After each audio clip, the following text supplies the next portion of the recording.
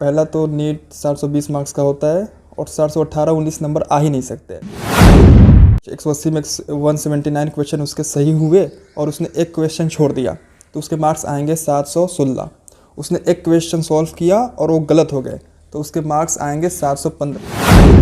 लेकिन election date के शाम को 5 बजे के आसपास रिजल्ट आया जो उनको पूरी तरह से संदेह के घेरे में बनाती है कि शायद उन्होंने मुद्दों से ध्यान भटकाने के लिए शायद अंदर खाने कुछ ऐसा चल रहा हो जिसका डर एनटीओ का था और इस बात को छुपाने के लिए उन्होंने ये सब षड्यंत्र रचा है। तो अभी भी नीट में बहुत सारे ऐसे बच्चे हैं जो धांधली करके भी चैन से सो रहे अपने घर पे। ये चैन से इसीलिए सो पा रहे हैं क्योंकि अभी तक ना कोई कमेटी बनी है, ना सीबीआई जांच।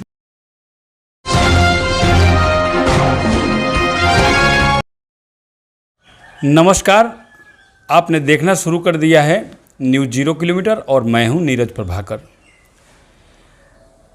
नीट 2024 का परीक्षा परिणाम एनटीए द्वारा जारी कर दिया गया है और इस बार 2024 में परीक्षा का परिणाम काफ़ी संदेह के घेरे में है। पूरे देश में छात्रों में उबाल है और छात्रों के संघ सहित विभिन्न इंस्टीट्यूशंस वाले अभी तक सुप्रीम कोर्ट का दरवाज़ा खटखटा चुके हैं। बहुत सारे छात्रों के घर में मिठाइयाँ बांटी जा रही है, बधाई संदेश आ रहे हैं। इस बीच कुछ छात्र ऐसे हैं, एनटीए द्वारा जारी जो परीक्षा परिणाम है उसकी मार झेलने को छात्र विवश हैं।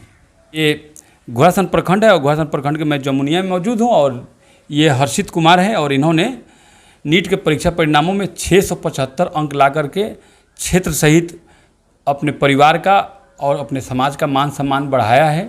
बहुत बहुत शुक्रिया सर आपका और मैं न्यूज़ 0 किलोमीटर की टीम का धन्यवाद करना चाहूँगा जिन्होंने ये जो एक सीरियस मसला है उसको ध्यान में लाया और इस पर आवाज़ उठा रही है। पूरे देश में अभी बवाल चल रहा है। नीट 2024 के परीक्षा परिणामों में ये 719, 718 जैसे नंबर लाना, इस पर क्या कहेंगे आप? ये संभव है क्या? सर ये तो संभव ही नहीं है, एक बिल्कुल पूरी तरह से हास्यास्पद लगता है। पहला तो नीट 420 मार्क्स का होता है और 418-19 नंबर आ ही नहीं सकते। 180 में 179 क्वेश्चन उसके सही हुए और उसने एक क्वेश्चन छोड़ दिया तो उसके मार्क्स आएंगे 716। उसने एक क्वेश्चन सॉल्व किया और वो गलत हो गए तो उसके मार्क्स आएंगे 715। ये बिल्कुल बेबुनियाद बात है कि 418, 419 आ सकते हैं। जब 418, 419 2 से शायद 3 बच्चों के आए हैं तो बच्चों ने सवाल किया एनटीए से, तो एनटीए ने उस रात को एक प्रेस रिलीज जारी किया और वो बोलते हैं कि बच्चों को ग्रेस मार्क्स मिले हैं। अब नीट ऐसा तो नहीं है एकदम कि कोई छोटा सा एग्ज़ाम है, नीट पूरे इंडिया लेवल पे बड़ा सा कंपटीशन है, तो ये बिल्कुल बेबुनियाद बात है कि बच्चों को ग्रेस मार्क्स बांट दिए जाए। ठीक वैसे ही बात हुआ कि अगर किसी स्कूल में एग्ज़ाम चल रहा है 10th या 12th ऐसे कुछ या 9th 8th और किसी के अच्छे हैंड राइटिंग के लिए 5, 10, 15 नंबर अपने मन पे बांट दिए हो। नीट में तो वही मान होता है। ये 20 लाख से अधिक बच्चों का उसके फ्यूचर का सवाल है इस बार। और दूसरी बात ये कहना है कि चुनाव का शोर था, परीक्षा जिस दिन परीक्षा का परिणाम आया है नीट का, ठीक उसी दिन रिजल्ट चुनाव का भी आया था कि एनटीए वालों ने ये सोचा हो कि इस चुनाव के परिणामों के शोर में परीक्षा का परिणाम दब जाएगा। 14 जून के बदले 4 जून को रिजल्ट दिया 10 दिन पहले। इतनी हड़बड़ी क्या थी? ये सोचने का विषय है सर, क्योंकि एनटीए ने लगभग 2 महीने पहले प्रेस रिलीज करके बता दिया था कि 5 मई को एग्ज़ाम होगा और 14 जून को रिजल्ट आएगा। तो उन्होंने लगभग 30 मई को आंसर की जारी किया और आमतौर पर ये माना जाता है कि जब आंसर की आती है उसके 10 या 11 दिन के बाद रिजल्ट आता है। तो सब मान के चल रहे थे या तो 10 या 11 जून को रिजल्ट आएगा या लेट से अगर बात की जाए तो 14-15 तक आ जाएगा। लेकिन अचानक से आंसर की रिलीज होने के मात्र 5 दिन के अंदर में इन्होंने रिजल्ट पब्लिश कर दिया और वो भी इलेक्शन डेट के टाइम पे। तो ये बिल्कुल उनको संदेह के घेरे में डालती है कि ऐसा उन्होंने क्यों किया। अगर वो चाहते तो इलेक्शन डेट को जारी ना करके अगर इतनी जल्दी ही देनी थी तो 2 से 3 दिन बाद दे देते। लेकिन इलेक्शन डेट के शाम को 5 बजे के आसपास रिजल्ट आया जो उनको पूरी तरह से संदेह के घेरे में बनाती है कि शायद उन्होंने मुद्दों से ध्यान भटकाने के लिए शायद अंदर खाने कुछ ऐसा चल रहा हो जिसका डर एनटीए को था, और इस बात को छुपाने के लिए उन्होंने ये सब षड्यंत्र रचा है। या बच्चों की आखिरकार क्या मांग है, क्यों इतना प्रोटेस्ट बच्चे कर रहे हैं, क्या चाहते हैं बच्चे? बच्चों की तो पहली मांग ये है कि सीबीआई या एसआईटी दोबारा एक अच्छे से जांच कराई जाए, और जांच कराने पे जो बच्चे इनमें दोषी पाए जाए उनका एग्ज़ाम रद्द हो और उनको कोर्ट के हिसाब से सज़ा मिले। और दूसरा ये कि जो ग्रेस मार्क्स एनटीए द्वारा बांटे गए हैं उन ग्रेस मार्क्स को एनटीए वापस लेकर जो बच्चों के असली मार्क्स आए थे पहले उनको दोबारा से पब्लिश किया जाए, और सबके बाद एक दोबारा से रिजल्ट पब्लिश हो, फिर से रैंक लिस्ट आए। और मुझे पूरी उम्मीद है कि अगर ये 2 काम हो जाता है तो जो रैंक बनेगी बच्चों की, कहीं ना कहीं कट ऑफ कम आएगी। और जैसे मेरे 12,000 रैंक आ रहे हैं तो कहीं ना कहीं मुझे लगता है ये सब होने के बाद मेरी जो रैंक होगी और 6 से 7,000 के बीच में आएगी। तो यही मांग है बच्चों की। अभी इससे फ़ायदा ये होगा कि जो मेरिट वाले बच्चे हैं जिन्होंने सच में ज़्यादा मेहनत किया था और जो एक अच्छी रैंक डिजर्व करते हैं मेडिकल सीट्स में, वो बाहर आएंगे, और जिन्होंने चीट किया था, गलत तरीके से एग्ज़ाम दिया था और कैसे भी करके ग्रेस मार्क्स ये सब के बदौलत ज़्यादा मार्क्स ले आए हैं, वो साइड हो जाएंगे, या उनको जो रैंक वो डिजर्व करते हैं सच में उनको वही रैंक वापस मिलेगी। न्यूज़ 0 किलोमीटर बच्चों की इस मुहिम में बच्चों के साथ है।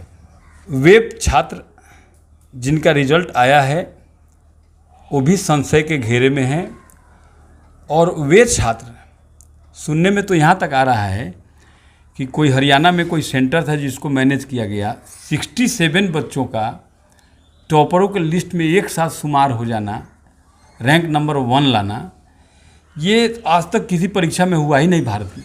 2022 में 1 या 2 टॉपर, 2023 में 2 टॉपर, और 2024 में एकाएक 67 टॉपर। ये संदेह के घेरे में लाता है कि नहीं एनटीए को? बिल्कुल लाता है सर, क्योंकि इंडिया में जितने भी प्रतियोगी परीक्षाएं हुई है, चाहे आईआईटी की बात की जाए, यूपीएससी की बात की जाए, इन सभी में पहले बात तो आईआईटी में वैसे परसेंटाइल होती है, तो 100 परसेंटाइल आती है तो मुश्किल से 1 या 2 या ज़्यादा से ज़्यादा 3-4 बच्चों की आ जाती है। यूपीएससी तो और भी टफ होता है, वहाँ तो 60-70% से ऊपर लाना भी मुमकिन नहीं होता है। लेकिन नीट में 67 बच्चों के 720 मार्क्स आना बिल्कुल सर से परे है, क्योंकि एम्स दिल्ली की बात की जाए ना तो वहाँ पे 50 सीट्स हैं और 67 बच्चों के 720 आ रहे हैं। मतलब 17 बच्चे ऐसे भी होंगे जो 720 नंबर ला के भी एम्स दिल्ली नहीं ले पा रहे, तो करे क्या? मतलब इतनी तैयारी की, जब 720 नंबर ला कर भी उन्हें एम्स दिल्ली नहीं मिल रहा है तो 721 की तैयारी करेंगे क्या वो लोग? तो ये कहीं ना कहीं एनटीए को सवालों के घेरे में डाल रहा है। और दूसरी बात ये कि आज से लगभग 5-6 साल पहले बात की जाए 2018-19 में, मुझे याद है 2019 में एक बच्चा था जिसको सबसे जो टॉपर था उसको 691 मार्क्स आए थे। उस समय कंडीशन ये थी कि 580-590 ला के एक बिहार या इंडिया में एक डिसेंट मेडिकल कॉलेज मिल जाता था। लेकिन आज हालत ये है कि इतनी कट ऑफ जाने के बाद 650-55 लाख के बच्चे को एक बेतिया और मुजफ्फरपुर जैसे कॉलेजेस के लिए लड़ना पड़ रहा है, उनको वहाँ सीट नहीं मिल रही है। और कुछ तो ऐसा है अंदर खाने जो एनटीए हमें बताना नहीं चाह रही है। एनटीए के विरुद्ध में एक सवाल ये भी बनता है कि जिन बच्चों ने और उनके अभिभावकों ने स्कैम किया, रिजल्ट को मैनेज करवाया एनटीए से या प्रभाव में लेकर के, उनको तो इस प्रदर्शन से या सुप्रीम कोर्ट में जाने के बाद या परीक्षा रोक देने के बाद कोई ज़्यादा फर्क नहीं पड़ेगा, कोई प्रभाव ज़्यादा नहीं पड़ेगा। लेकिन वैसे बच्चे जिन्होंने बहुत ज़्यादा मेहनत करके तैयारी की थी, जैसे आप हैं और भी बहुत सारे बच्चे हैं, और ये रिजल्ट कहीं हेल्ड हो जाता है, जो अपने से मेहनत किए थे, रात भर जग के पढ़ाई की है, अब क्या होगा उनका? सर पहली बात तो जब नीट का एग्ज़ाम समाप्त हुआ उसके 3 दिन बाद ये खबर आना स्टार्ट हो गई थी कि जो नीट का पेपर है वो पटना सेंटर पर लीक हुआ है। यहाँ तक कुछ बच्चों से जब पटना पुलिस ने बातचीत किया, ये बाकायदा न्यूज़पेपर के में लिखा हुआ लेख है, तो मैं ऐसा नहीं खुद से बोल रहा हूँ, तो वहाँ बच्चों ने साफ साफ बोला है कि हाँ मुझे एक रात पहले कुछ गिरोह द्वारा ले जाकर पेपर रटवाए गए थे, ऐसे 40-50 लाख रुपए में। जब पटना पुलिस को ये बात पता चली तो फिर भी कुछ बच्चों को पकड़कर पूरी तरह से इन्वेस्टिगेशन नहीं किया गया। तो अभी भी नीट में बहुत सारे ऐसे बच्चे हैं जो धांधली करके भी चैन से सो रहे हैं अपने घर पे। ये चैन से इसीलिए सो पा रहे हैं क्योंकि अभी तक ना कोई कमेटी बनी है, ना सीबीआई जांच हुई है। सीबीआई जांच ठीक से हो तो उन सभी बच्चों का पता चलेगा जो धांधली से इसमें शामिल हुए थे, तब उनका परीक्षा रद्द किया जाएगा। एनटीए के विश्वसनीयता पर अब सवाल उठ रहे हैं। बिल्कुल सही बात है, क्योंकि जब 4-5 क्वेश्चन मार्क एक साथ लग रहे हैं उन पे, मतलब इतने बच्चे गलत तो नहीं हो सकते ना। इतनी सारी जो प्रेस्टिजियस इंस्टीट्यूट्स है वो सब विरोध कर रहे हैं। यहाँ तक कानपुर में भी कल विरोध हुआ है। तो इसका मतलब साफ है, कहीं ना कहीं एनटीए द्वारा कुछ ना कुछ या तो गलती हुई है, या तो उन्होंने जानबूझकर गलत किया है, या तो कोई उनके अंदर 1-2 लोग या कोई ऐसी संस्था हो सकती है जिन्होंने ये सब कराया है। हर्षित की माता मधुमिता जायसवाल शिक्षिका हैं और इनके पिता सुरेंद्र जायसवाल व्यवसायी हैं और किसान हैं। ये 2 भाई हैं। हर्षित बड़े भाई हैं। हर्षित के छोटे भाई उत्कर्ष कुमार, जिन्होंने क्लैट एग्ज़ाम को क्रैक किया है और उन्होंने रांची में अपना दाखिला लिया है। आपकी आरंभिक शिक्षा दीक्षा कहाँ से आपने ग्रहण की, इसके बारे में कुछ बताइए। सर, मेरी आरंभिक शिक्षा जो थी मेरी अपने होम टाउन से स्टार्ट किया था। मैंने लगभग जब मैं 2nd क्लास में आया तो ज्ञान ज्योति मैंने ज्वाइन किया था। तो वहाँ तक मैंने 10th की पढ़ाई की। उसके बाद मैं 11th और 12th करने के लिए लखनऊ चला गया। वहाँ पे 2 साल तैयारी के बाद लॉकडाउन आ गया। तो मेरा ये था कि चलो 12th के साथ फर्स्ट टाइम नीट देते हैं IPR होने में। लेकिन लॉकडाउन के चलते साल भर मुझे ऑनलाइन पढ़ना था। उस समय ऑनलाइन का उतना क्रेज भी नहीं था। अभी तो खैर क्रेज बढ़ गया ऑनलाइन का। तो मेरे उतने अच्छे मार्क्स नहीं आए। मेरे मार्क्स लगभग 300 आए। 300 आने के बाद मैंने सोचा कि चलो 1 साल कोटा तैयारी करते हैं। तो मैं कोटा चला गया। कोटा में एक इंस्टीट्यूट है, एलियन कोचिंग इंस्टीट्यूट। वहाँ मैंने दाखिला लिया और वहाँ 1 साल तैयारी करने के बाद मेरे मार्क्स आए 582। शायद मुझे लगा कि सिलेक्शन हो सकता है, लेकिन लास्ट ईयर भी कट ऑफ काफ़ी ज़्यादा था। तो 608 पे लास्ट सीट गई थी बिहार में प्राइवेट मेडिकल कॉलेज की। तो मैंने पापा ने तो बोला BDS ये सब कुछ ले लो। तो मैंने मना कर दिया क्योंकि मेरा सपना MBBS करने का था। तो मैं फिर अगले साल कोटा गया। वहाँ 1 साल अच्छे से मेहनत की और लास्ट ईयर मेरा टेस्टिंग और प्रैक्टिस में कमी रह गई थी, जिसके कारण मेरे मार्क्स कम आए थे। इस ईयर मैंने कोचिंग इंस्टीट्यूट नहीं की, सेल्फ स्टडी की बदौलत टेस्ट सीरीज ज्वाइन किया और वहाँ मेहनत करने के बाद मेरे मार्क्स 675 आ गए। आपके सफलता के पीछे कौन कौन से लोग प्रेरणा स्रोत रहे हैं?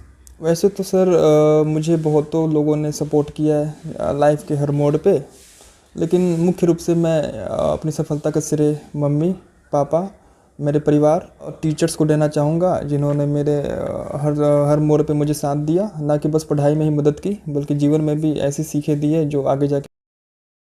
हाँ जी, रुकिए, जाने से पहले मेरे चैनल को लाइक करें, सब्सक्राइब करें और बेल आइकन जरूर दबाएं ताकि कोई भी मेरा न्यूज़ सबसे पहले आप तक पहुंचता रहे। धन्यवाद।